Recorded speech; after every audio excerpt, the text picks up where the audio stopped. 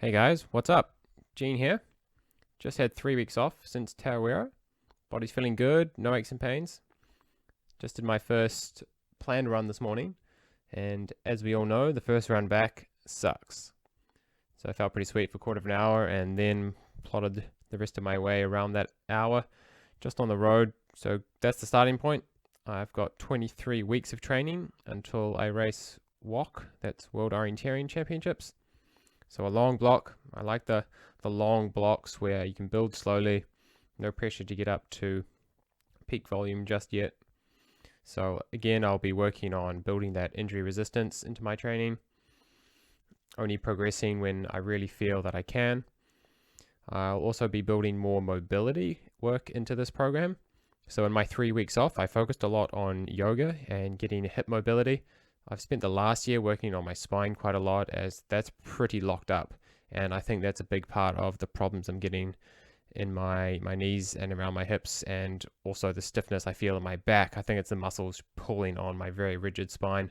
So there's a lot of things to unpick there, and combining some of these quite complex yoga moves has been really enlightening. I'm finding all sorts of tight spots that are preventing me from moving in a way that I should be able to move, or that at least I want to be able to move. So that's, I think, a better avenue for me to pursue than the comprehensive but static stretching that I've been doing.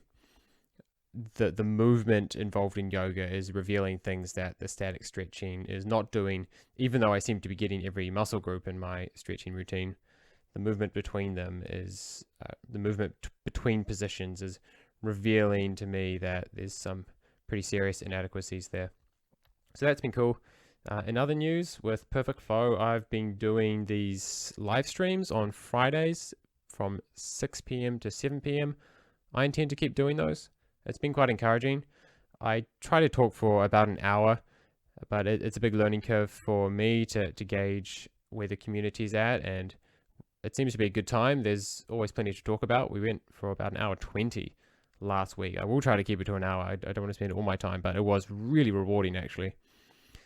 We had a few really good questions about training and tapering and how to manage our bodies, what's healthy, what's unhealthy, what is fatigue, and how you might look to quantify that, or maybe not quantify it, but what rules should you follow. So that was good. I'd really encourage people to find that on Perfect Flow on Facebook. So on to today's podcast. I talk with top adventure racer Stuart Lynch.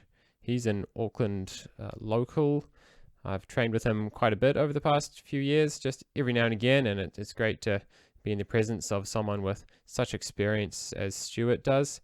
So he's racing his 8th Godzone starting this Sunday. Stuart's been racing adventure racing around the world for many years now in top teams like Seagate and Swordfox, and he's won multiple world championships. His experience is right up there with the rest of the top names in adventure racing, whom I hope to be interviewing over the course of the next year. And this was a great insight into the world of these crazy long races, 3.5 to 6 days. That's a long time to be moving, especially when you're only sleeping 2 to 3 hours per night. And some of the stories that Stuart could share were pretty cool, and really excited to share them. Some of the topics we cover are, of course, Godzone starting this Sunday. The information's out, so it was quite cool to hear his thoughts on that. For those who haven't followed Godzone, I would very much encourage you to check out godzoneadventure.com. The GPS tracking is really cool. You can follow it, just check it a few times a day and see where the little dots get into. See who's sleeping, see who's not, see who's pushing on, and see who's getting lost.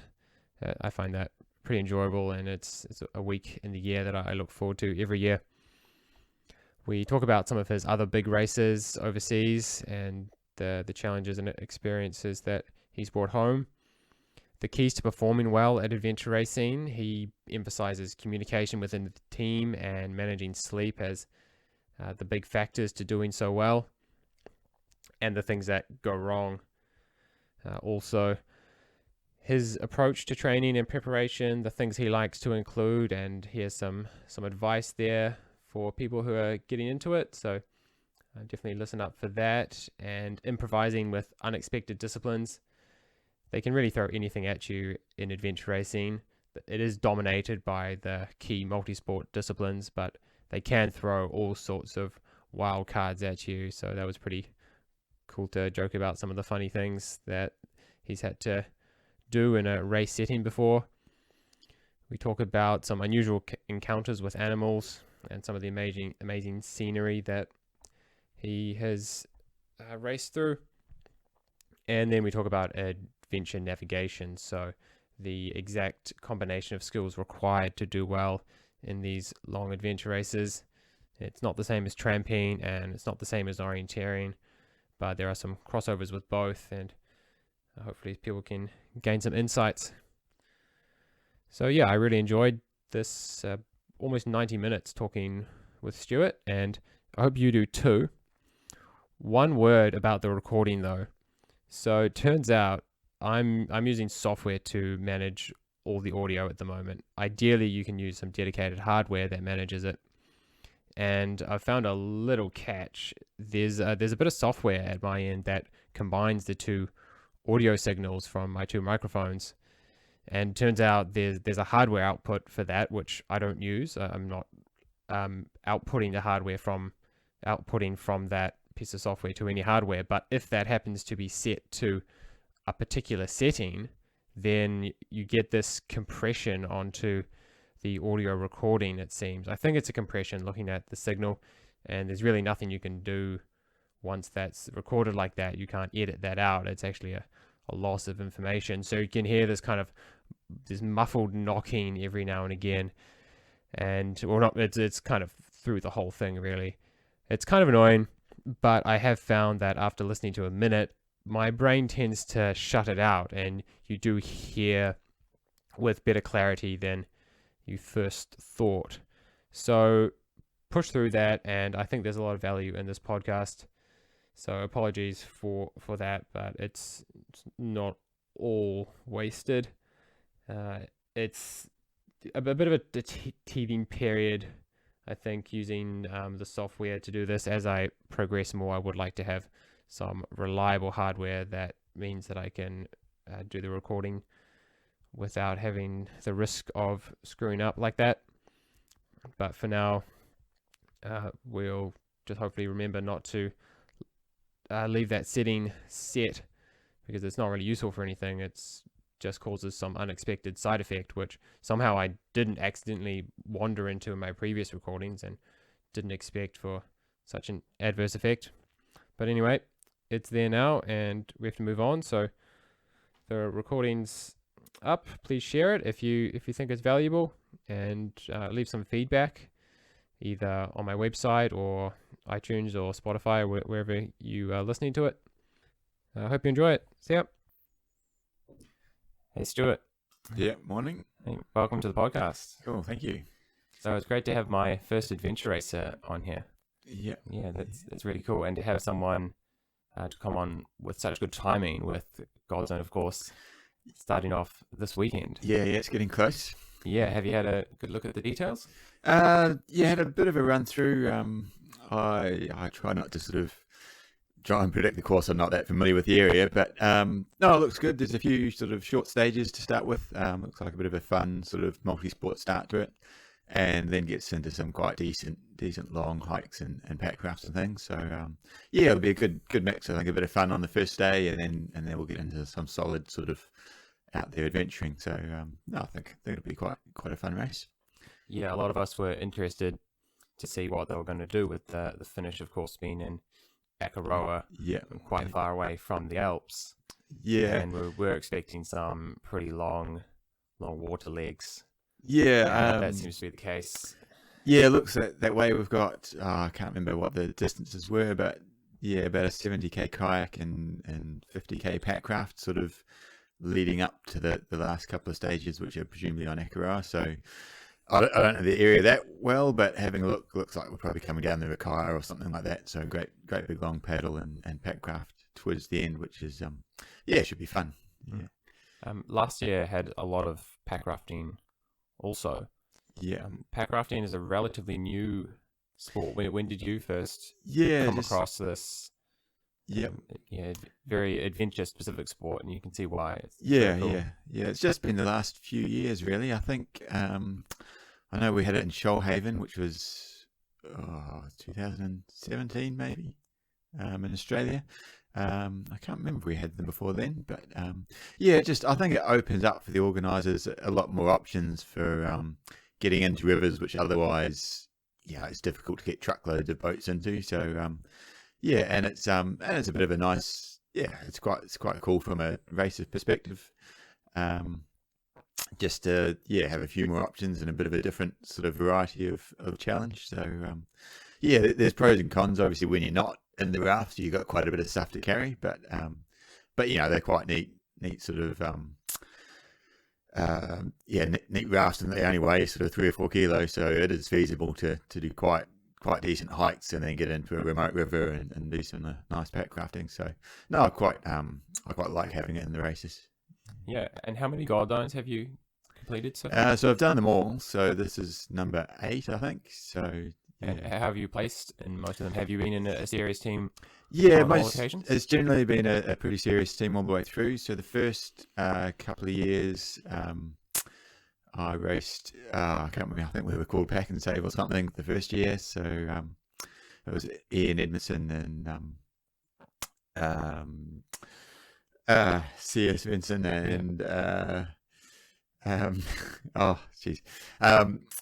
Ross Rotherham the first year. And so we were sort of keen to do well, but we ended up second, and then second again the year after that. So that was a good start. And then for 2 years, that was when I joined Seagate.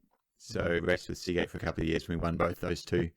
And since then, I've been trying to chase Chris down basically, and we've had seconds and thirds since then. So it's been generally fairly consistent placings, but it's been a few years since we've won. So it'd be nice to get that again, but again, it's pretty tough out there. And the teams that you're racing with Godzone, do they tend to be the same teams that you're taking overseas to do XPD and other big races? Lately, it hasn't been. So when Seagate was racing Godzone and I joined them, then yes, I was racing in Seagate sort of for the international races, and we did Godzone, and then so 4 years ago now, we just decided that Seagate didn't really need to race Godzone anymore, and it might be nice to mix things up a bit. So since then, Chris and myself, and when Sophie and Nathan or Joe or other sort of Seagate or now Team Avaya members have raced, it's typically just been in other local teams. So which has been quite good. I think it's provided a bit more sort of interesting competition out the front. Yeah, definitely for us watching. We've kind of split the big team across a few teams, and you can see that everyone's watching very closely to see who will take it out, because we're not entirely sure. Yeah. It's been quite nice to it's great racing with Team Avaya most of the time, and then it's nice to sort of split that up and have a bit of rivalry in the local race. So and there's a few other big teams that are still around, and there's younger people as well who are getting quite good. Who else are you looking for? So I think probably the most obvious team that's going to be very strong out there is Tiki Tour. They won 2 years ago in Queenstown, and they were third last year. But and who's been the core of Tiki Tour?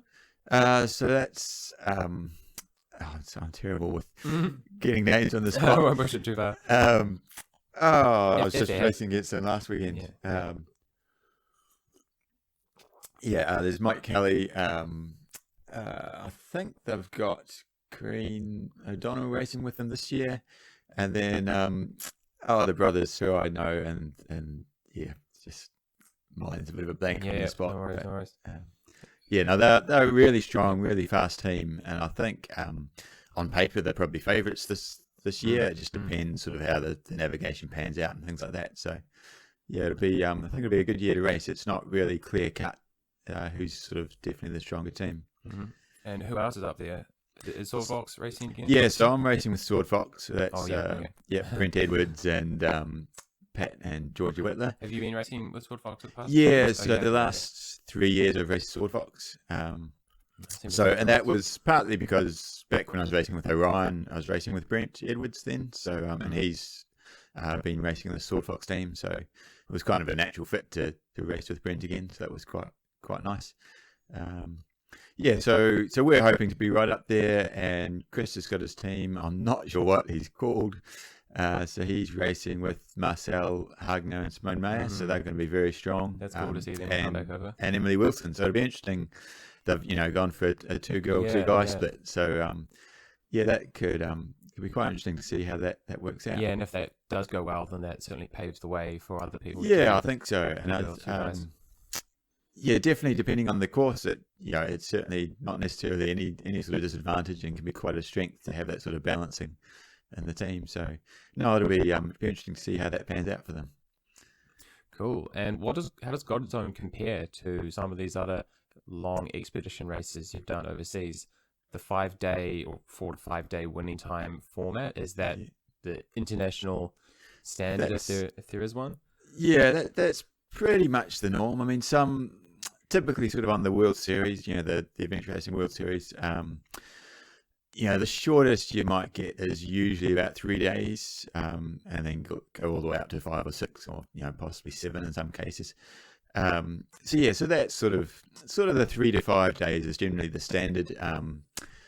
Most being sort of 3 to 4, and then possibly a World Champs or some of the bigger races putting it up closer to 5 days. And that it seems to go pretty well. I think as a team, and as a sort of a slightly older team, I think we prefer the longer races. It becomes less of a sort of multi-sport, real speed aspect to it, and more of relying on your experience and your endurance. So that tends to suit us a bit better. But the great thing about adventure racing is every race is different, so it's always nice just to have a bit of a change. What are the other big races that exist at the moment? So there's Godzone, which isn't actually in the World Series.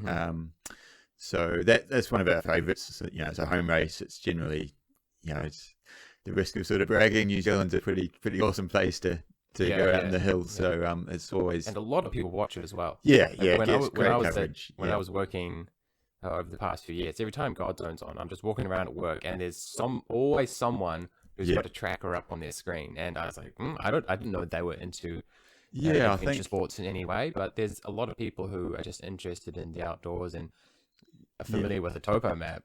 Really enjoy following it over the. No, I think they've done a really good job of making it easy and interesting to follow, and of promoting the race as well. And they've gotten they got Richie McCaw racing a couple of years ago, and I think that kind of spurred a bit more national interest. It was good for the sport. It just it brings into the consciousness the sport to a whole lot of people that otherwise don't really know it exists. So I think that's been good. And then I think you do get get a very diverse selection of teams. So you get a lot of people.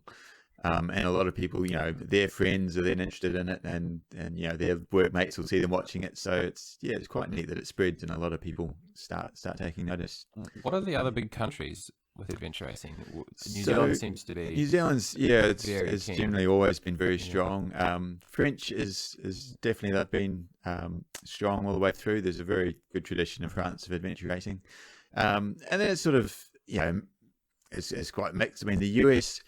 They had very strong teams in the past. There's a little bit of a lack there at the moment. They had a very good team, Adventure Medical Kits, who don't seem to be doing so much this last couple of years. So they've had a couple of seconds and thirds in the World Championships. And I know one of their team members, Robbie Preston, is racing in Godzone this year. He's Australian. Yes, yeah. So he's Australian, but he's been racing with that American Adventure Medical Kits team. So, they might be still around and just sort of taken a bit of a break this last year, but we'll see. So they have been, with the likes of Team Nike and sort of 5 or 6 years ago, have been very strong, a very dominant force. So, and then UK team has won the World Championships, and Spanish team, I think. So it's been shared around quite a bit, but. South America?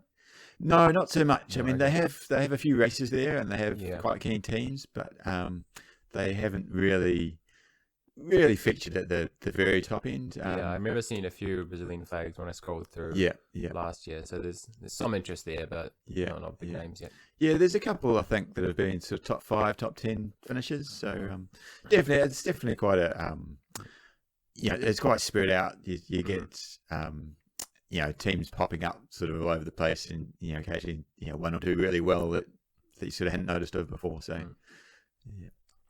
Cool. So now that you've had many of these expedition adventure races under your belt, can you describe the process of getting to that level in a sport? Is that just a matter of pushing through the comfort zone, or is there a lot of physiological changes that need to take place to actually complete these races?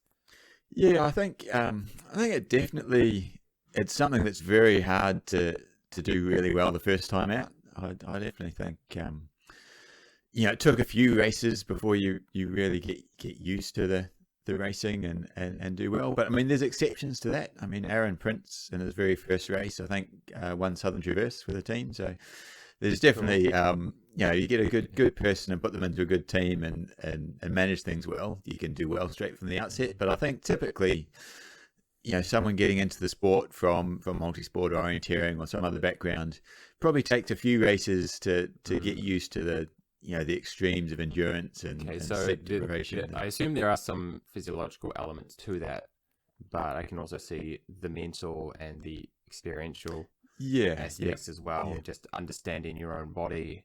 Yeah. What are the cues that you look for? Yeah. Over 5 days of sleep deprivation and constant moving. Can you reflect on any changes that you notice from your earlier races to these later races? Yeah, I think it's a bit hard to pinpoint. Things typically have seemed to have gotten, on one hand, things have gotten easier. Like, I mean, I don't notice how much I'm doing differently, but you don't sort of suffer from a lot of the common sort of blisters and other sort of issues, a lot of the issues that you got early on in racing. But that said, you get, you still get sore and achy and you still have lots of pains as you go along. But I think just with experience, you get more used to. I think your body must change a bit, get used to the style of racing, the long hiking and the long stages, and I don't know. It just has seemed to have gotten easier to front up to these races, and I guess it's also a mental thing too. When you're early on, there's a lot of sort of self-doubt as to, are you going to get through it or quite how you're going to manage. Whereas once you've, at this stage of my race, I've done probably 20, 30 expedition races. You know your body can handle it. You can do it. So it just becomes more a matter of how do I prepare to achieve the best result we can. It's more of a, I guess a technical process into getting a good result than a bit of an unknown as to how we're going to react to it, which is what you sort of get when you're first getting into these races. Do you feel like you're racing a similar style in terms of strategy and food? Yeah. And sleep as well. Are you still kind of rolling with the same strategies because they worked, or are there any things that you've changed quite a lot over the years? Yeah, I think I've definitely learned to, it's absolutely key to be looking after yourself. I think coming from coming from multi-sport and shorter races, sometimes you can just sort of push through and sort of go into the red zone a bit and you can survive because it's over soon. Whereas these sort of races, I think, it's a real handicap if any one of the team members gets into a bad state. So you learn, become the weakest link. Yeah. So you learn as to be a good team member, you've got to make sure you're looking after yourself first. So that's so not just looking out for other people who might be suffering. Yeah, I think also looking at yourself. Yeah, I think that's sort of not really a misconception, but a lot of people come into the team think to be a good team member, I've got to be able to help the others. Whereas I think that's great, but your foremost sort of role or duty as a team member is to look out for yourself. Okay. And, because it's I guess it's so much more difficult to to sort of get someone to recover and nurture them through and a bad patch than than if they can actually catch that early and ask for help early, and the team can make adjustments. So yeah, I think. So how does that tend to go wrong when you're racing? Is it someone who's not been vocal about struggling, and then they get worn down to a point where they can't really recover? Yeah, it is difficult. I mean, it's an onus both on the individual and the team. So yeah, typically someone will start to struggle, and you don't want to admit it, so you keep pushing on, and you're struggling, so you're struggling to eat, so you're going to sort of energy deprivation. So it all sort of compounds, and from the other side, if the team members aren't then aware of that they need to be constantly checking and making sure someone's okay, maybe they're just a bit too caught up in the early stages and just wanting to push hard. And so it is both sides. Your team members have to, you've got to be looking out for the other team members, think, is everyone going okay, and asking them. And at the same stage, you've, token as a racer yourself, you've got to be thinking, am I starting to slip into sort of bad territory, and do I need to shout out to the other guys and say I need a bit of help, or I need to slow down a bit and take some food? Or so definitely, I think that's one of the key things. I mean, it comes down to communication really, and making a good team is to always communicating and making sure everyone's on the same page, and everyone's going okay. So a lot of the issues you see in teams is when you have a few team members are over enthusiastic and not really looking out for, not really listening to the guys that are actually showing signs of struggling a bit, and and then the gulf between the team members gets wider, and eventually it sort of breaks down. Yeah, I can imagine something as simple as a blister takes a little bit of your attention away from eating, perhaps. Yeah, and now you've got two problems: the blister and the eating. And it kind of, I can imagine it growing. Is that often how it unfolds? Yeah.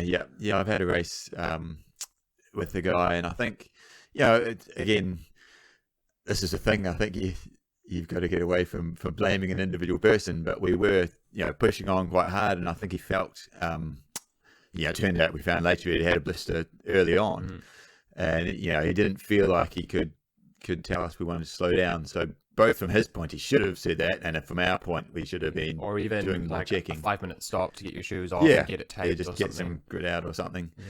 So eventually, when we did stop, hours later, almost his whole foot blistered, and we sort of got through that race, but I think it was pretty much agony for him and slow progress for the rest of us for the rest of the race. So there's one of those key examples where you've got to really think clearly about, this is a long race, and we need to catch any issues early, so that they don't cause much bigger problems down doesn't there. work. No, It's 5 days. No. Yeah, and how does that work with sleep as well? Because that's something that you don't get a chance to keep topping up throughout the day like you do when you're eating. You do have to set some time aside, and that is time that you're not making progress. What's the psychology around choosing a good time to sleep? When is pushing on too much a bad thing? We so certainly the last few years we've been erring towards trying to take more sleep than we have traditionally, which is quite a hard thing. So what was traditionally then? Because you're pretty much not sleeping as far as I can see. No, I think I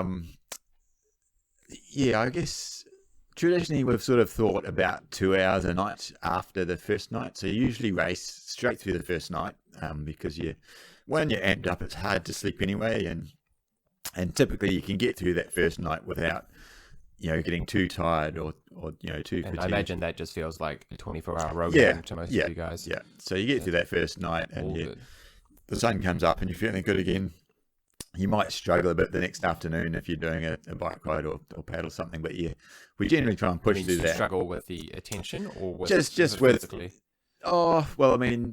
Physically is a little bit separate, I guess. But I mean, you might be struggling physically, but no, more focusing on. You might start to struggle mentally that second afternoon. It's sort of a sunny afternoon, and you're on the bike in the kayak or something. So you notice your alertness. You definitely starting to days off a bit. And, So that's when you're usually trying to just use a few. As team members, you're trying to buoy everyone up and get everyone a bit motivated to get through that afternoon, because then ideally, when that next night you'll have a decent sleep. So traditionally we've taken about 2 hours each of the sort of following nights, and we're pushing that up now closer to 3, or trying to, because we figure that gives us actually a better balance of recovering and a bit of an insurance policy against sleep deprivation really hindering us further in the race. And it still feels like almost no sleep, but that's a 50% increase if you're going from an average of 2 to an average of 3. That's starting to feel pretty luxurious, I guess. It does. And one of the things we've noticed the last few races, or I've noticed the last few races, is when we've got the sleep right, we often have very little of the sort of typical sleep monsters. Some of the things we used to take for granted. Describe sleep monsters a little bit? So some people might not have heard. So I mean, it's just sort of extreme sort of sleepiness, but it's a sort of a general term for, you might sort of start, I guess, hallucinations is the way, but it's really just you might be biking along and a road sign will turn into a person or something, things like that. You just start seeing things that aren't there, or you're scrambling through the bush and every stick you see is a snake, and so it's things that are, and they start weighing on you mentally and distracting you, and and it can get quite extreme. I've had some really extreme cases and team members you yourself or your teammate? Well, both. So what's the most the surprising thing you've seen out on course? Well, the race we did in Costa Rica, we took sort of sleep deprivation to the extreme, and we went 2.5, 3 days before taking our first sleep, and even after that we weren't taking a lot. So it was the wrong way to race. But so one time at one stage, sort of, it was towards the end of the race, and we're biking along, and I distinctly remember, I was biking along, and then I'd kind of almost waking up from a sleep, and I'd just have to slowly piece together what was going on. It'd be a kind of mental process, and your brain's not working that fast. You're thinking, right, I'm riding my bike, and it's like, why am I riding my bike? And it's like, there's 3 totally lost context. Totally lost it. And you think, well, there's people around me. Is that right? I'm in a team. I'm in a race here, and you slowly piece it together. When the race, when the world champs, and we were winning at that stage, and you're winning, and then you got motivated. We got to keep going. We're going to win this race. Good news, guys. We're winning. And then I was supposed to be navigating. So then you try and find yourself on the map, and then 10 minutes later, you do it all again. Wow, that's so fascinating. That was, it was one of those you realise you really gone a bit too far. And we've had one similar experience orienteering where a girl hit her head on a branch. It was just in a park, I think. I can't recall exactly where the terrain was, but came to with the map in hand. Like it's got the electronic timer and stuff. So if I've got a race number, I must be in a race. Relocated, and carried on, got to the finish, and pieces still coming together. But to just have that happen again and again. It was for the last day surreal. Of the race. Oh, what the hell? No. So it was. It's an interesting experience, but it's not the way to race. It's not good. No. So it's not the way to race because the risk is so high of totally in that last day or two. Yeah. Well, for example, my teammate there, like we had at that stage we had probably 5 or 6 hour lead. But the teammate I was with got it much worse, and he essentially went into a state where we couldn't get him out of effectively a sleep type state. I mean, he wasn't recognizing who we were, where he was. It was and then of course you're trying to get him to sleep, but it was too late. So we did, we managed to nurse him through the race, but no, it was I mean, it could have been us out of the race altogether, from leading the world championships to not finishing. Right, it was totally stalling. And, and there was, we almost literally had to carry and push him to the end of the race because all they wanted to do was stop, curl up, and go home, sort of thing. So it was definitely definitely an example of how not to do it. And how does it work getting to sleep when you're that stressed? Your body is under immense pressure. You either just fall asleep because you're totally exhausted, or you kind of just lie down paralyzed with this white noise in your brain. I don't know which way it would. Yeah, ideally it's the first, and I guess it's one of the reasons which you don't typically sleep on that first night, is because you have got so much going on, your brain's so active, it's often very hard to, even if you think you're going to be tired, sometimes when we've stopped, you'll lie down and you won't actually get to sleep. Right, so is that considered not good use of time? Well, just a lie down, I mean, it's good, but it is good, it's not as good. Yeah, and I think you do have to remind yourself that if that does happen, that lying down is still good, it's still beneficial. But ideally, the best sleeps you have is when you pitch your tent, or you find a hut or some place to sleep that's comfy, and you lie down and you're sort of asleep a few minutes later, and you wake up in 3 hours and you actually feel quite good. So someone sets a very loud alarm. Yes, yeah. We usually have all of your alarms. I was going to say, you have a watch with 3 or 4 alarms on it, and they all get set because you're always pretty paranoid about oversleeping. Oh yeah. Which we've done once, not too badly. But definitely can happen. Just alarm failure? Well, just going through it, sleeping through it, or you might stir but then not quite get yourself up, and close then my eyes, close your eyes again, and then it's half an hour later. So so we typically try and sleep now. Ideally, I mean, it all depends on the course and where you are, but our ideal is to get sort of 3 hours a night after that first night, usually in the early hours of the morning.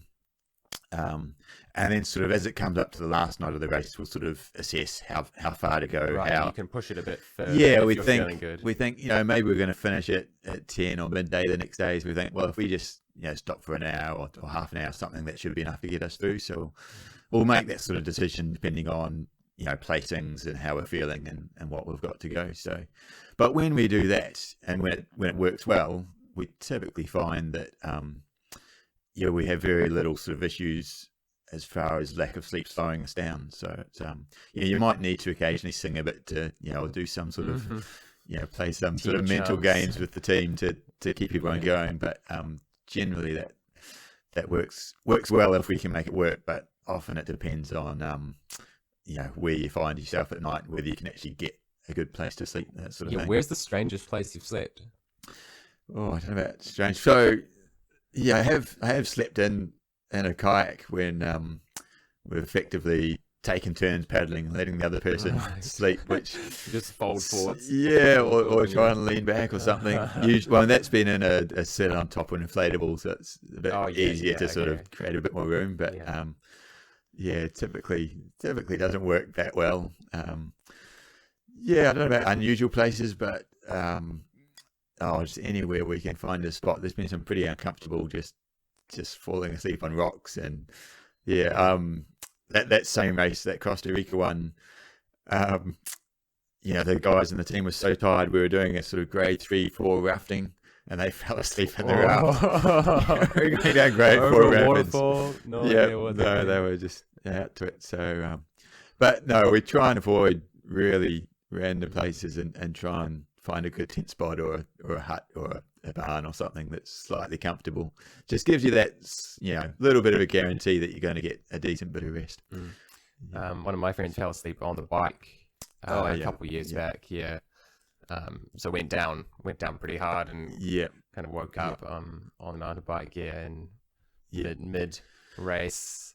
So that's the level that you're pushing towards. That's falling asleep in a river is bad news. Very risky. Definitely the bikes. That's one of the big concerns. I think it's one of the concerns from the organisers' point of view, but also from a team point of view, because falling asleep on your bike, that's potentially a race ending. Easily you could break the bike or the person. So again, it's one of the I guess the reasons why we're trying to not get to that state now, because it just adds that extra element of risk. Not just that you're going to lose time, but maybe that you'll injure or do something that really puts your whole race at risk. So we're sort of definitely trying to bring it around to a more not taking that sort of sleep risk and figuring that while it may be possible to push through with a little bit less, that on the whole having a bit more and having a better race is over the long term is going to pay off. Talking about other ways to failure, was it Swordfox that had the mechanical? Was it last year, or was it another race? So someone had the hub that blew out. Who was that? That was so I think that was might have been Yealands. I think that was Brent in I thought it was Brent. So in the World Championships in Shoalhaven. Yeah, they I think I can't remember exactly what went wrong, but it might have been. I think maybe his free hub just stopped working. So effectively, your chain wasn't driving the wheel. So you just spin the pedals and it wouldn't be driving the wheel at all. So effectively, your bike's turned into just a scooter. You can't propel it forward. So unfortunately, they were in a place where they couldn't make repairs or they couldn't get to a place. So really far away. It eventually did put them out of the race, which is, it's one of those, often towards the end of the race, you're starting to breathe a sigh of relief when you get off the last bike stage, thinking, right now, no bike mechanicals can stop us. Yeah, is that the most common? It's probably the most common. I mean, the other common one now that can cause big issues, I guess, is, especially with these pack rafts, is putting a big hole in a raft. Now, we do have... You can repair them, but it takes a lot of time. Are they segmented on the inside? So they're generally just one. Gone. Yep. Yeah. So, you carry tape and things like that to patch them, but it doesn't always work. And I've done a shorter race where we patched it and the patch failed. And fortunately, it was the kind of river where you could mostly run the side. So we ended up with one raft and most of the people just running. And that worked out in a short race. But if you got a 50K raft section or something, then it's probably not so feasible. Yeah, a 50K track is going to put you quite far down the field if you. But yeah, definitely the biking is probably the most concerning as far as mechanicals go, and you carry some spare parts and you make sure your bikes are well maintained beforehand. But no one has a free hub. There's only a limit to what you can do. So, and part of that is you're a bit more sensible in what you try and ride during a race as well. When you're just out for a ride from home, you'll ride drop-offs and technical things, and in a race you actually have to weigh up, risk versus reward for what you try and ride and what you decide, actually, no, we're better off to go and walk this and reduce the risk of damaging something. And there's definitely some body failures as well. And I think it was last year in Fiordland where a number of teams got infected. A number of individuals had some pretty nasty reactions to a bacteria or a fungus of some sort. Yes, Matt Jeans, I was talking to him afterwards, and I mean he was heading towards septic shock or something. Like he was looking bad. He was really off color and in a lot of pain actually. So. There's been some of those things. I haven't had it too bad myself, but certainly teammates have had big issues with this. This bacteria thing, whether it's the same thing, but it seems to be something we've seen a bit more in the last few years. It's what took Team Seagate out of the World Championships in Costa Rica. Okay. They were up the front. They'd taken the lead, and then effectively, sort of got this sort of itchy feet feeling like there was sand in their shoes, and they stopped and cleaned them out, but there was no sand, and they had this kind of infection that just got worse and worse to the point where I think Trevor Royce in the end wasn't able to walk, and they eventually had to pull the pin. Just too painful. So too painful. And you would have actually seen last year, Yealands, who won, Dan Bush had this really bad. And it's a bit of a credit to him that he got through that last stage. Yeah. But I saw him afterwards, and he was in a wheelchair. He couldn't walk for a few days after that. So it seems to be there's a little bit of prevention and care, obviously, you can take by drying your feet and cleaning them and putting antiseptic on them. But it does also seem to be just a little bit random as to who it strikes. And I'm hoping to talk to, there was someone who's studied the infection from last year and how it unfolded, and there were some thoughts that the antibacterial baths that they were using were not helping, were actually pushing it in the other direction by harming your own Yep. microbiome and And also the possibly fungal spreading infection. it between people as well. Right, yeah. Everyone's sharing the same foot bath. Once Yeah. someone's got it, then everyone's got it. So Yeah.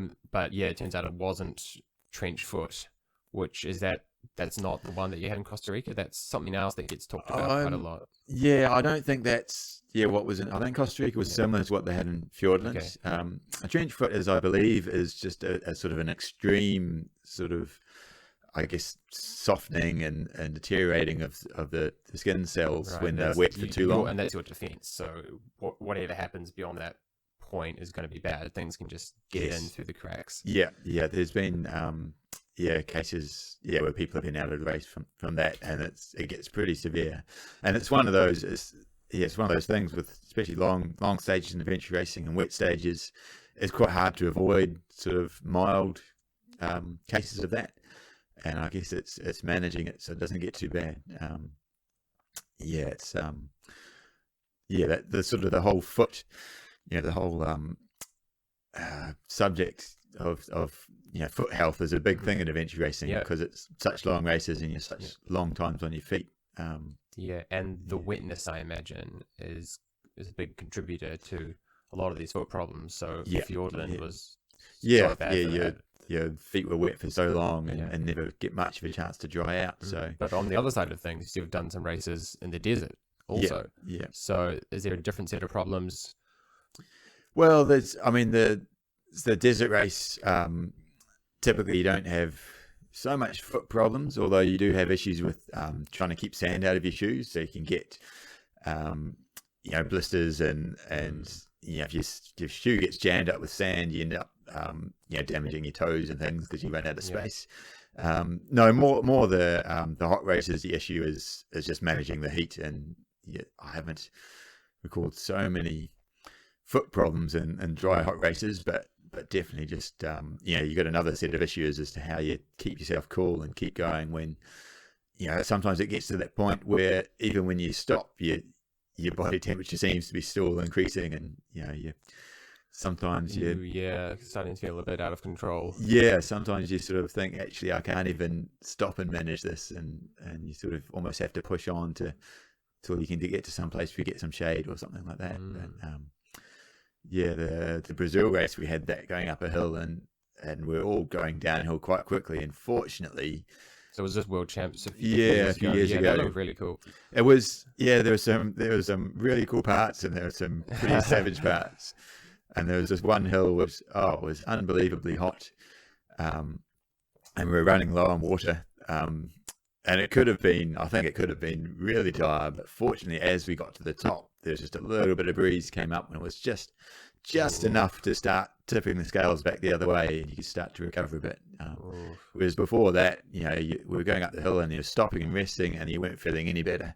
And you just so it was one of those cases where you could have gone a little bit pear-shaped, and probably fortunate that we got a bit of respite when we did.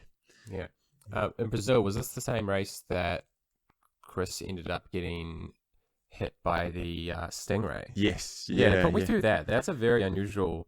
It was an unusual place. So we're in the Pantenelle region of Brazil, which is it was one of the most amazing places I've raced to. Is essentially in this huge wetland, and it's seasonal. So the rainy season it all fills up with water, and then it drains out again in the dry season. And I think the rains were, or the water level was a bit higher than they'd expected.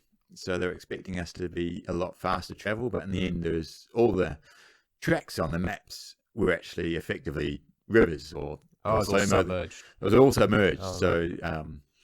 So we had these pack rafts with us, so we'd be jumping the pack rafts and paddling when we could, and then when that's right. This is the stage that took like twice as long. It took. Okay. I don't know how long it took. A couple of days or something to get through this one stage. I remember that the organisers predicted like 11 hours for this stage. It took us like 30 or something. Yeah. So that was why they expect you to be walking. You were paddling. Yeah.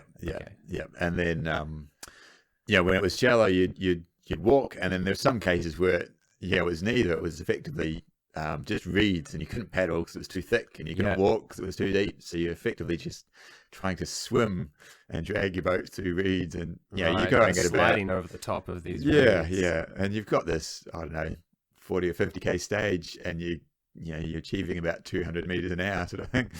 So you get the impression that it's going to take a long time, but it was an amazing place. Like the water was crystal clear, and there's sort of fish swimming around, and you could just duck down and drink out of the straight out of the water. So neat place to be. But then so I think maybe the second night we're out on this, we're walking along through a shallowish section, probably sort of knee to thigh deep, just pulling our boats and walking, and Chris was in front navigating, but all on the flat bottom were lots of stingray, and unfortunately this one hadn't moved out of the way in time, and he stood on it, and stung him on the ankle. And I think it definitely was incredible painful for Chris. I think fortunately he got off reasonably lightly.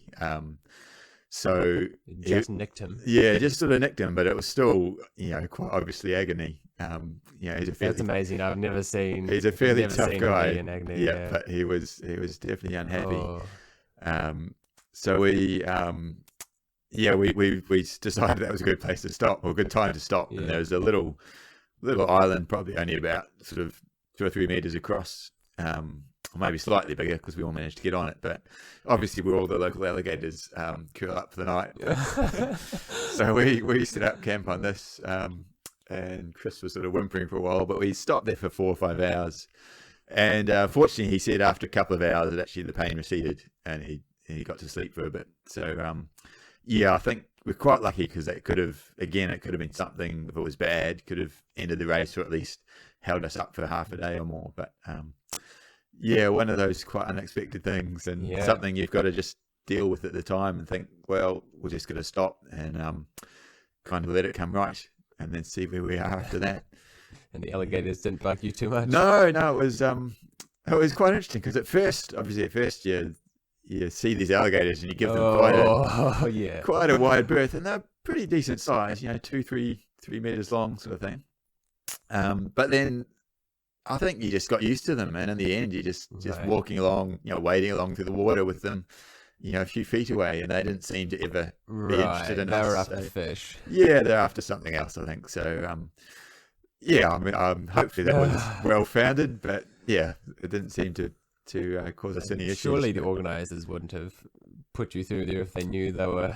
No. I mean, I think it's the usual sensible thing. As long as you're not sort of standing on them or doing something silly, then they're generally not going to have a go at you. So not cornering them. Yeah. What other animals have you run into? You mentioned jungles reveal. Yeah, there's that race in Brazil was great for wildlife. Lots of interesting bird life and the alligators, and there's some interesting sort of mammals as we got out onto the dry areas. We didn't see jaguar. I think it was jaguar supposed to be there. There's some footprints. I think some teams saw them, so that would have been quite neat. As long as as long as you're not cornering them or doing anything to make them too aggressive. But I guess you don't always see as many as you think you might. I mean, you're 4 people sort of stomping along, not actually trying to be that quiet. Right. So most things probably take off, but you do get to see some neat stuff, I think. In Australia there was lots of I think we saw dolphins and other sort of sea wildlife while we were out in the ocean. In the ocean, so that was quite neat. So cool. Yeah, and bears? I haven't seen a bear on a race. That terrifies me. I think it sounds like the race we did in Wyoming. We had carry bear spray. Okay. That's like a pepper spray. Yeah, so basically a big can of pepper spray. I think it was only sort of black bears that we might have come across. And again, I think so long as you're sensible, that they're not usually an issue. And there's 4 of you as well. There's 4 of you, yeah. And so I don't know whether any team saw some, but there's definitely animals out there. But again, most things you see from a distance, because you're usually making enough noise that the animals are going to stay out of your way. Yeah, and that's much the same with, I think, snakes in Australia. Yeah. All the orienteering I've done over there, the first time you run in the forest, you're looking at every Yes. twig, right? Every Yeah. wiggly branch looks like a brown snake. Yeah. And then after talking to people, the sightings are rare. Yeah. And the times that there's been a sighting and the snake hasn't been going its as way fast as out. possible in the Yeah. other direction are even more rare. Yeah. So it helps you to relax, but it's, And I think the psychology going into that first outing yeah. is pretty noticeable. Yeah, and I think on the whole, I can't think of any sort of significant animal issues in adventure racing. Yeah, no, I think mostly it's self-inflicted injuries which are the major cause of concern. The only monsters are those in your own head by the sound of it. Yeah. Oh, that's really cool. Talking a little bit more about training. What do you do at the moment? How does one prepare for these long races? Out of all the adventure races I've talked to, there's no consistency between how they train. Everyone's doing something different, and everyone likes to go into the race feeling good on their own terms. Yeah. What do you do, and does that compare closely to anyone else? Yeah, I'm fairly unstructured in my training. Certainly, as are a lot of the races. Certainly, when sort of the early days when I was starting the expedition races, we did a lot more training as a team and a lot more kind of simulation style training where we'd go out for a whole day, maybe do a couple of disciplines, but we'd go through the night and get used. And I think that's quite valuable. Certainly, when you're doing your first few races, to get used to that kind of experience that you're going to have in the race. Whereas now, I typically try and get some hours in.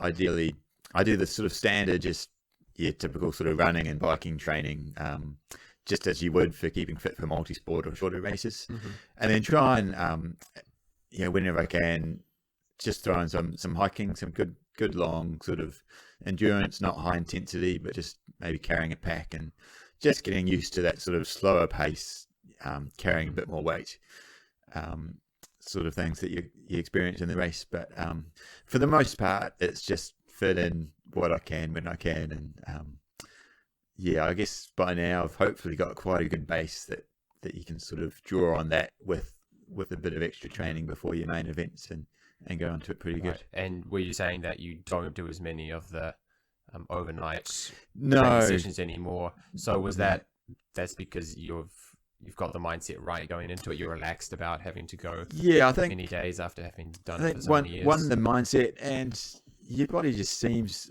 I think, having done a lot of the races now, your body's quite used to that. It's not such a shock going into it. Whereas I think when you're starting out, if you haven't sort of experienced that sort of going through the night, then it's a bit harder when it hits you in the race. So that would be your advice to looking at their first. I think most people generally do when it's your first race. It's it's great to get together with your team, because a big part of that is also getting used to how your team works and getting used to racing with your teammates and learning how everyone copes in different situations, because that's one of the major things in having a successful team is everyone sort of being on the same wavelength and and knowing how the other team how your other team members work essentially, and how to work together with them to get good results.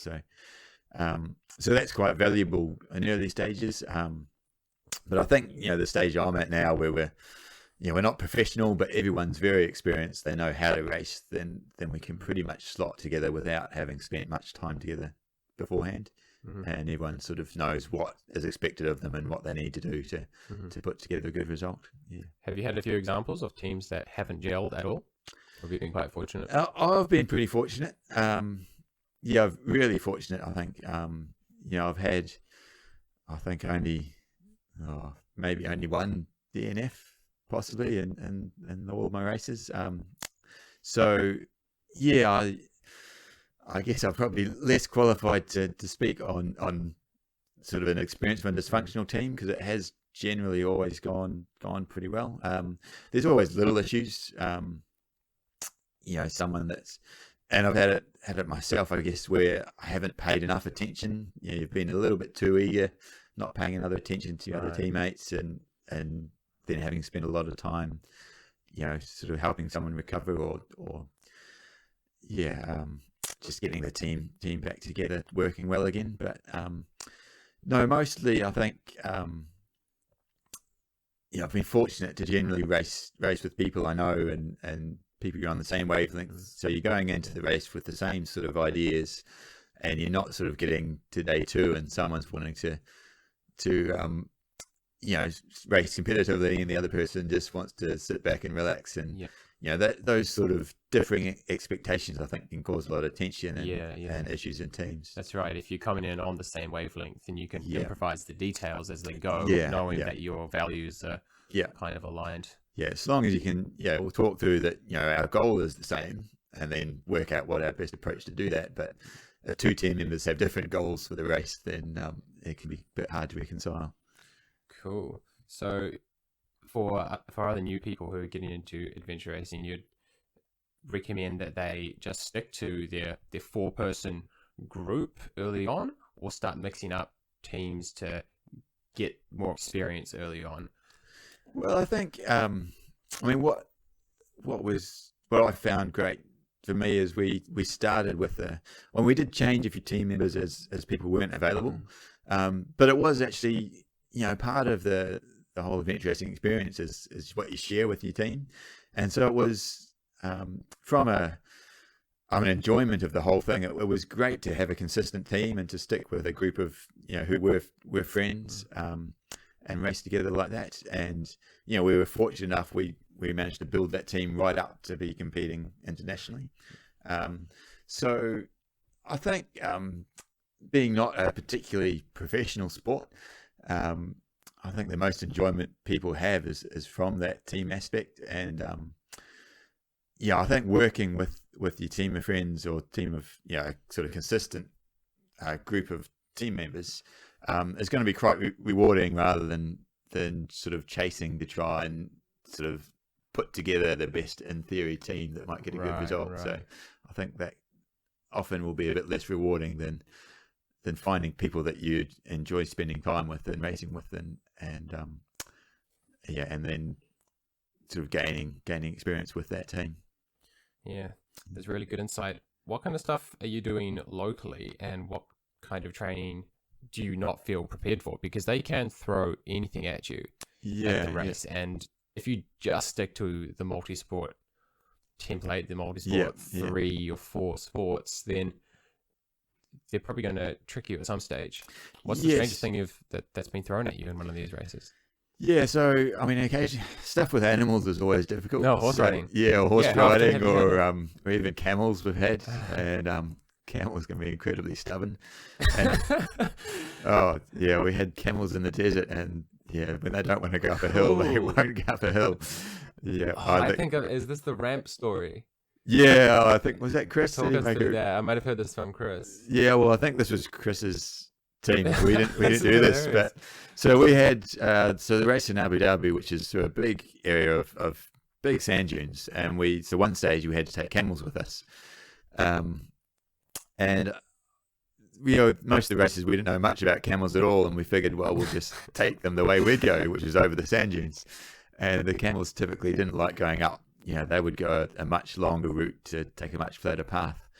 And at one point, I think Chris's team ended up in a little mini salt flat or something, and I think all the sides of it was too steep. The camel just wouldn't get out of it. So I believe Chris spent a good hour or two sort of fashioning a ramp for the camel to walk up, so it would actually get up and keep on going. But, that was a bit of a debacle of a stage. I remember at one point, another team had the camel walking along sort of the edge of a sand dune on top of it, and the camel lost its footing and ended up essentially tumbling.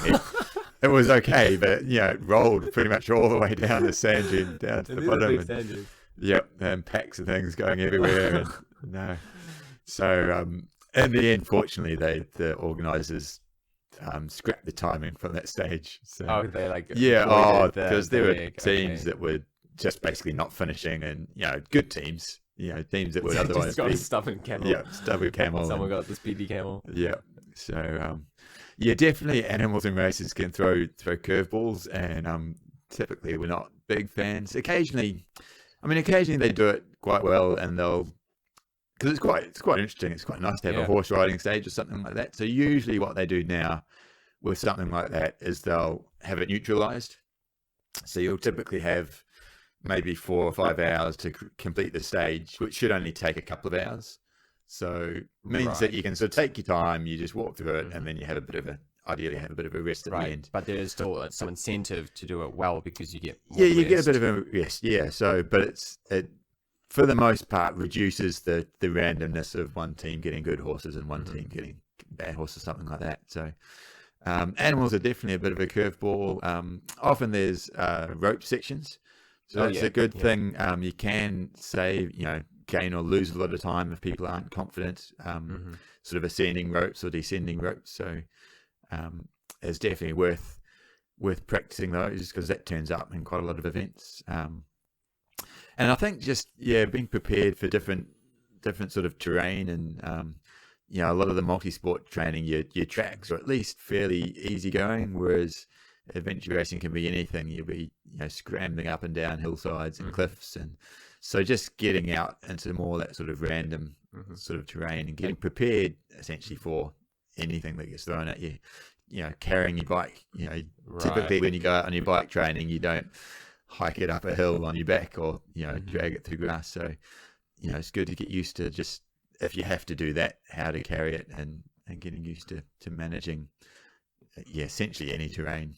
Yeah, that's right. Like throwing an abseil course or something into a preparation could really pay off. Have you done any rock climbing, like actually going up faces, or is it all down? Been a couple, not typically in the big races. There's been some events where they have thrown in rock climbing as a discipline. Typically it's something like you can they'll have different grades and you can choose which one you're going to do, and you get a time credit. I was going to say on how hard you do it, or something like rock that. climbing, it gets to a level where you actually can't get up because you don't have the skills and all the strength to get up this thing. But there's but probably more common is just where it's quite technical. So there'll often be fixed ropes or via ferrata, and again that's another skill that you can practice, is being confident on that quite sort of exposed terrain. So you'll be typically secured, so you're safe, but you've still got to be confident going over essentially what is rock climbing or scrambling type terrain. So that'll often turn up in some of the more technical races. Right, and it could just be 1 hour. It's usually not 2 hours on that. Yeah, it's usually not terribly long, but sometimes it can make a difference. And it just just all these things, if you can be efficient at even though you're saying it's not that much time, you're just a bit more efficient, you're a bit more relaxed on it. It's just going to help you race overall to be able to cater for sort of any different type of sort of activity or terrain.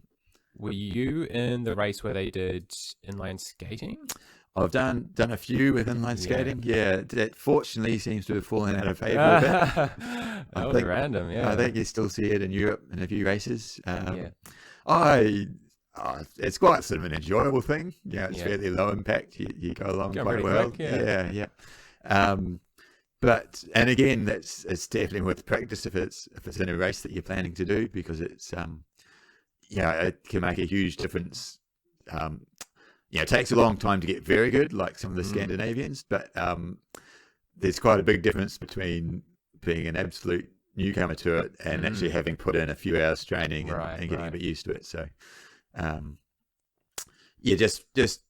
certainly if it's in, there's a new discipline, it's definitely worth trying it out just to get to that level above the absolute beginner, so that you can accept it's not going to be your standout stage, but if you can get through it in a respectable time, that can be quite valuable. And also, I guess, things like inline skating, again, it's a slightly higher risk. You can fall and hurt yourself. So if you've done that sort of prep work beforehand, so you're a bit more confident, a bit more stable, then you're reducing that risk of injuring yourself while you're out racing. Yeah, and do I recall a race quite a long time ago? This is from a adventure racing presentation when I was at school, I think.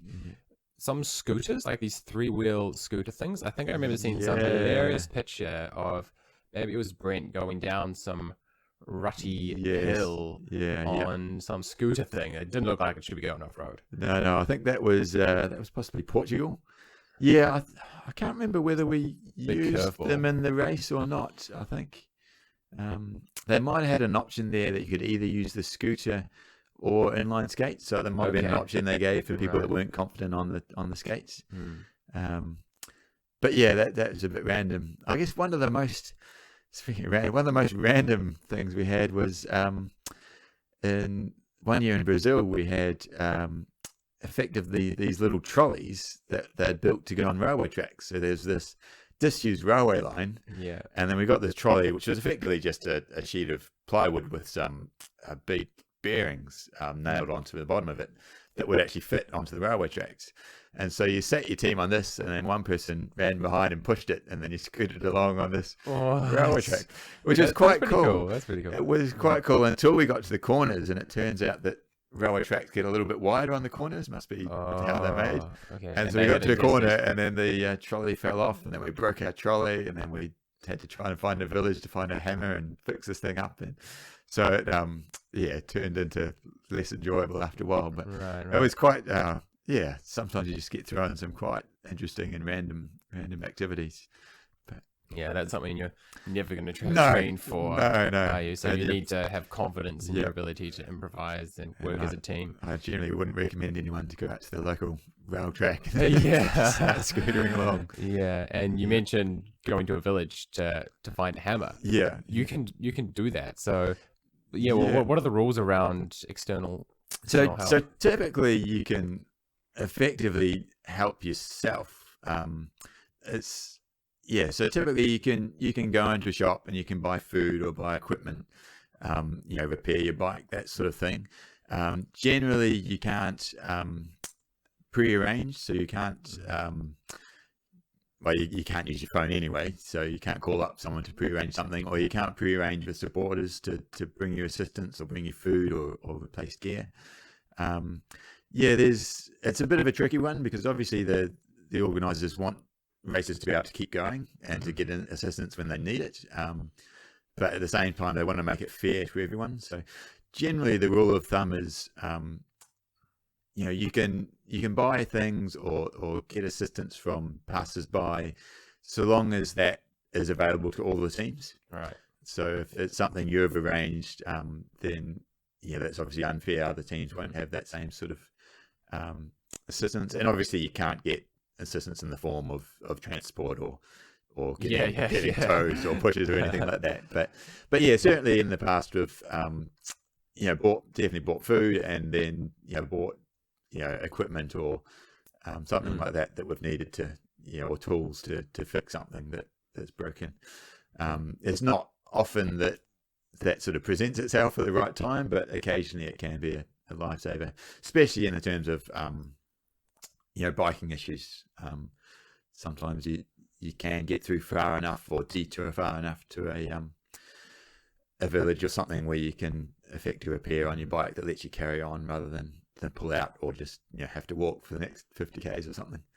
I think I recall when Godzone was near Nelson, some pretty cool pictures of some locals who had set up a little food stall on the side of the road, and perhaps they knew someone in the race, but it was there open for all the riders coming through to stop and have a treat. Nelson was a fantastic example actually of just local support. There was quite a few cases of that where people, I think partly because that was the race where Richie turned up, and also I think just that area went through a lot of a lot of little townships and villages around the Nelson, Tasman area. And it was great. There was so much support, and then like you say, there were little stalls and places where people had just left out sort of cookies and drink and things, so help yourself. And so that was really cool actually. And it's one of the these races you spend a lot of time out there by yourself, so it's really you really appreciate those times where you get support from random locals or friends out in the course that even just as much as cheering you on. It's quite cool. Cool. I also wanted to hear a little bit about navigation. Most of these top teams, where are their experienced navigators coming from, and how how long is it taking them to get really good at the particular style of navigation required for adventure racing? Yeah. So there's probably a couple of main main avenues that the navigators have come into the sport. So there's some people, I guess, that have been in the sport from sort of a hiking background, and they're navigating based on hiking, and then have improved that to the point, where they can navigate more confidently off track. And so they've come from a topo map sort of hiking style background, and then added new skills that adventure racing requires, which is more sort of off track navigation and route finding, that sort of thing. And then you also, I guess, have orienteers that have come into the race from a very technical navigation background. And then so they're very technically apt at navigating on good maps, and then they need to adapt to the slightly more sometimes inaccurate or slightly less precise topographical maps. In New Zealand, that's not generally too bad. There's still errors and discrepancies with topo maps in New Zealand, but when you head overseas, especially to places like South America, you get sort of wildly inaccurate maps. So it's quite a mind shift there for the orienteer sort of navigator that's used to very precise, very accurate maps, having to then actually interpret a bit more and have a bit more leeway. And there's a reflex reaction coming from orienteering that if what you're given isn't accurate, then it's not fair. That attitude is not going to get you very far in adventure racing, because it's just not practical for the organizers to have assessed this huge map to see if it's so accurate. And occasionally they'll make a few adjustments, but only if it's something major, and you do have to expect that often there'll be tracks and forestry areas change so quickly. And you see that's one of the things you do notice in New Zealand quite often. If you have it's quite common to have a mountain bike section through a forestry area, and often you'll get to a place where there's a track on the map and it's no longer there, or never was there, or vice versa. You'll be biking along and there's a brand new track going in the right direction, and you've got to decide whether to take a punt on this or not. So no, it's definitely, there's a few extra skills in terms of trying to think about what's likely to be happening on the map, what you can interpret from what you see on the ground as to what might be a good way to go, and a little bit as well as trying to get into the organizer's head and thinking, if he sent us into this area, he's probably got a plan, and you do think a little bit as to, okay, this is something that looks right, and maybe this is where the organizer is expecting us to go. So there's definitely a little bit of chance and a little bit of sort of lateral thinking as to not just the pure sort of map reading skill. And a technique that we use in orienteering is the idea of redundancy. So not just relying on the track junction that you're planning, but let's have some other reference points, so also the spur coming down, and let's confirm with both. And if it was a perfectly fair world, you could just use one. But building a more robust plan with those contingencies in there, I think is really so essential for adventure racing. I think that is one of the things I've seen from the orienteers from the navigators that have an orienteering background do a lot better. You will see, they do have that, I guess, that training to use that redundancy, whereas often a lot of the mistakes you'll see sort of less technical navigators make will be just to think, right, we have to take the second track on the left, or they're just using the one feature to key off, which is fair, but maybe not enough. And if something's changed, then that might not be the track they're actually wanting to take, and it can lead to some big areas, especially if they're not then following that up with making sure the track they're on then makes sense as they progress. Whereas I've been very fortunate to race with Chris. He's obviously a very good orienteer, and he seems to be almost always checking that what we're doing is still making sense and makes sense with the contours and the other elements. Trying to prove yourself wrong as well. And that's how you get true confidence, is trying to prove yourself wrong and still coming out on top. Have you had any big blunders with the navigation? I certainly have. So you've been racing with people like Chris and Brent often. They're they're probably doing the navigation in those cases, but have you been the designated navigator? Yes, yeah. So a few teams have been the lead navigator, and it's generally gone pretty well. But no, I've definitely made some big errors. As bad as dropping off the wrong side of the ridge completely and ending up in a completely different valley from where I'm supposed to be, or I'm trying to think of others. I know there's been plenty. I guess ideally you try and catch them early. You make your mistakes, little ones, but there's been some where I've spent a couple of races. I've spent sort of half a day almost lost or trying to relocate and not making any progress, and that kind of turns your race from competitive into just trying to get to the finish line. So definitely good navigation and ideally having someone to back you up, but just that always checking, always making sure it's making sense is going a long way to giving yourself a successful race. And that gets very hard at night time. Well, it's just so much more difficult because your scope for what you can see is so much reduced. You can only see what's immediate, and then if you haven't been paying attention and you suddenly realize you're not sure where you are, then it's so much harder to get back on track. Whereas if you've been following all the way, then you know that you're not far off where at the point where you did know where you were. So and it might not be far to just head back and try to work it relocate, or at least you've got a scope for much smaller scope of where you could be. If you've been 4 or 5 hours and you realize you don't know where you've been going in that time, then your scope for where you could be now is huge. Quite vast areas. Are there any of the adventure races that are also doing trail running, also doing the ultra trail running specifically? I mean, it's got that intense endurance aspect, but it kind of throws away a lot of the real ruggedness, I think, of being out on your own, or on your own, but far away from civilization, in the sense that you don't have contact really. You're really just quite stranded with adventure racing, whereas with ultra running, you're on a course. Everyone kind of knows where you are. There's competitors in front of you, behind you. I mean, there'll be some crossover. I think they're fairly, I wouldn't say independent, but it is quite different. I think you'll get a lot of there's a lot of, I guess, non-crossover, a lot of ultra runners that aren't into adventure racing and vice versa.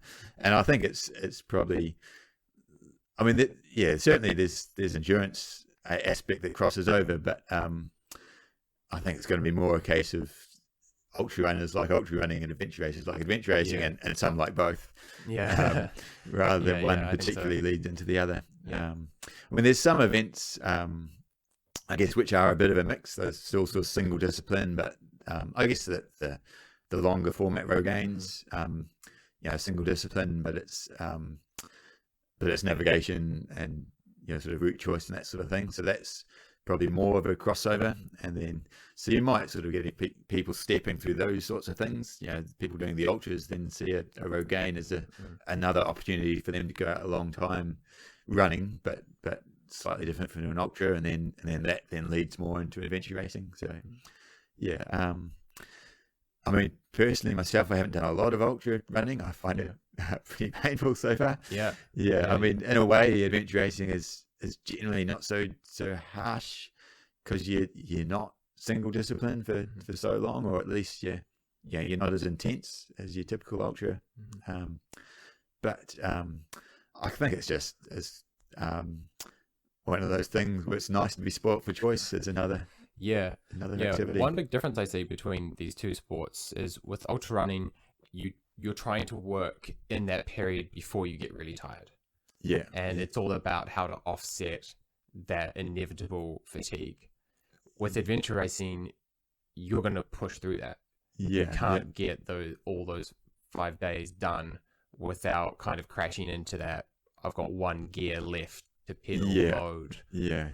How does that feel when you're out there on the course? Do you notice that decline over the first day, and then you just kind of sit on one gear for the rest of the race, or do you feel like you sort of have scope to push or slow down? Yeah, you do have a bit of scope. So usually, often we sort of say the first stage is the hardest, because that is when you're typically the pace is a lot more intense, and there's a bit more scope to sort of suddenly crash because everyone's a bit more intense. You're going harder. You're struggling to keep the food going, and so and you're trying to at the front end of the field, while you're not trying to go crazy, you're ideally trying to stretch out those gaps a bit and get into sort of a front bunch or off by yourself. There's scope there for crashing a bit, but so typically, ideally, you get through that pretty well, and then things settle down into more of a steady state, and then so you're then trying to manage your whole team to keep everybody on a sort of reasonably even keel.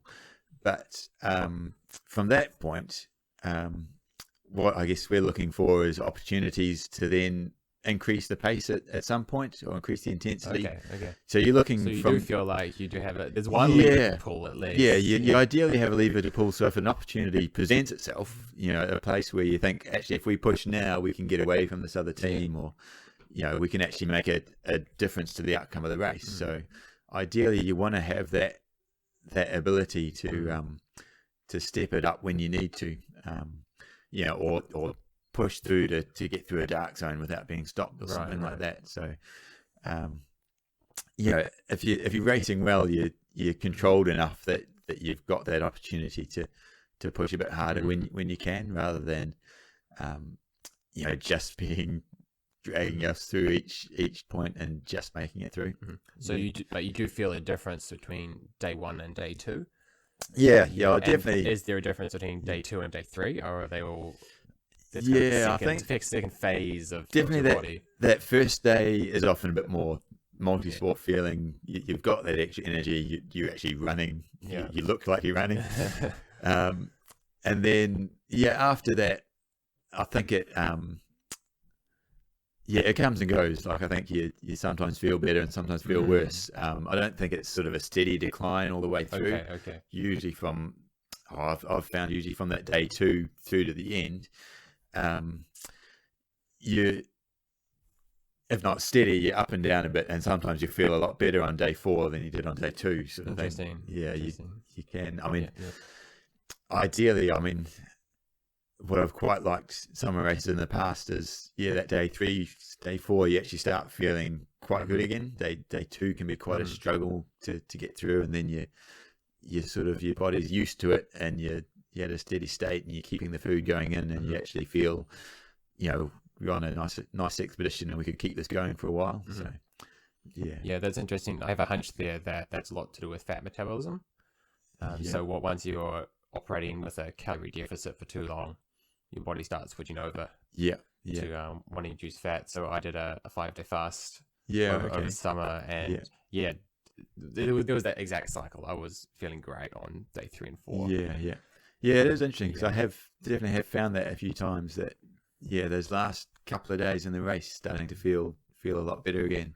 Certainly than that second day where you've depleted everything on that first sort of intense day, and the second day you're sort of just trying to recover and keep yourself going. Yeah, that's fascinating. So what are the final things you need to get prepared now for starting off on Sunday? Talk us through what the final week looks like, because you guys get down there a little bit beforehand, and you have the briefing and all the boxes all tagged up and sent off.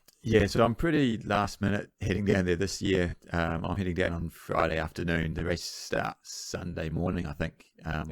So we've really only got Saturday, which is they do a few the organisation check some of your gear, do a few other sort of admin type things, and you've got to basically hand in all your packed gear ready to be put on the transport truck. So this week I've really got to try and prepare myself as much so that when I get down there I don't have too much to do other than throwing things in the right bin. So fortunately they've given us the entire course plan, so not the maps, but we know what stages and how long they're going to be, and what we need for each stage.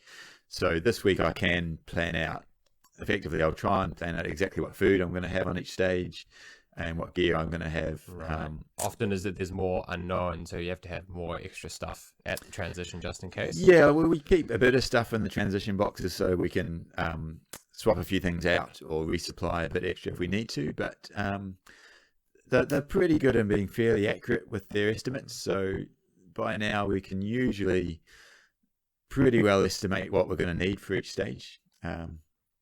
So it's a matter of just, I guess at this point, getting all that prepared, making sure all the, all your equipment's in order, all your bike's working, and there's nothing that needs repair. So that's this week is just trying to, as much as possible, get everything I can organised so that when I get down there, there's not much left to think about. It's just packing things where I know they've got to be packed. And this year they're not giving us maps until after we've started. Actually, I think we do a first. I think we're different. I think we're doing probably about 6 or 7 hours on that first day. Essentially, a little multi-sport race. It looks like, and then at the end of that, we're going to get maps. Now, whether that's continuous into the racing or whether this is going to be a prologue thing where we then stop and get bus somewhere else, I'm not sure. But they won't really tell us till Saturday. There's some speculation that they're going to start you in Christchurch and do something like really public friendly. Yes, and then you'll get out a bit more epic. I'm not sure how people would take that, whether they feel like their race is being dumbed down a little bit, or whether they think it's going to be great for the development of the sport to get more exposure. Well, so in some ways you want to just get out there and get going and not have to stop again. But on the other hand, those short stages are quite fun. And it's quite exciting, and there's lots of teams around and racing fast, and so there's pros and cons, and I think it's a little bit different to what they've done the last few years. So if they do that, I think it'll be all good, and and it is nice to there's not usually a lot of spectators out on an adventure racing course, so when they can do a little sort of prologue thing like that where you get lots of public out, then it's good for the sport, and I think it's nice just to have that sort of atmosphere as well if you can get a bit of excitement around it. So no, I think if they do that, it'll be great, and if not, then I'm sure it'll be a good fun race too.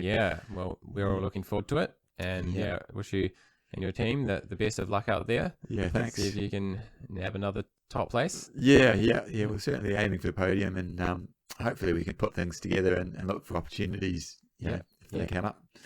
So anyone looking to follow Godzone, it's godzoneadventure.com, and there's a tracking service that you can follow the dots, follow these guys around for the 4 or 5 days. They've got a pretty awesome life supply site. They've actually got 3 races now, just to make it a bit more confusing. So the pure is the unsupported adventure race that most of the more serious guys tend to do. That's right. And the pursuit is supported. It's a bit shorter. So it's still a pretty long race. Physically, they're doing pretty much the same thing, just a little bit shorter, but they get that additional assistance at the transitions. And they've added a new one. I don't know the details of this. I've forgotten what the other one's called. It's another P. But I think that's just essentially a shorter version of the long race. So it's unsupported. So it's aimed at people who are not quite ready to take on the full sort of 3 to 5 day pure race. But it's essentially the same format. It's unsupported. You're out there doing the same sort of things, but just a little bit shorter, a little bit more manageable for teams that aren't quite ready for that full pure course. So Prime it's called. Prime, that's fun. Okay, so that's quite cool. Trying to I guess reduce the barrier to entry. Because there's not a lot of races. There's not a lot. There's a few 24-hour races, but there's not really anything in New Zealand or much in New Zealand between that and Godzone, which is the full sort of 3 to 5. So I guess it's a bit of a stepping stone for people that aren't ready to take that full leap to pure, but want to try something a bit longer. Cool.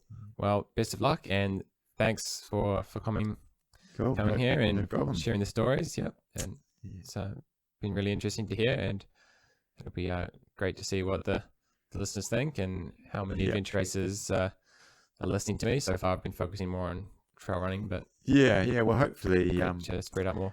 hopefully get a few orienteers and trail runners sort of interested in the sport as well. And it's a pretty cool way to spend a few days.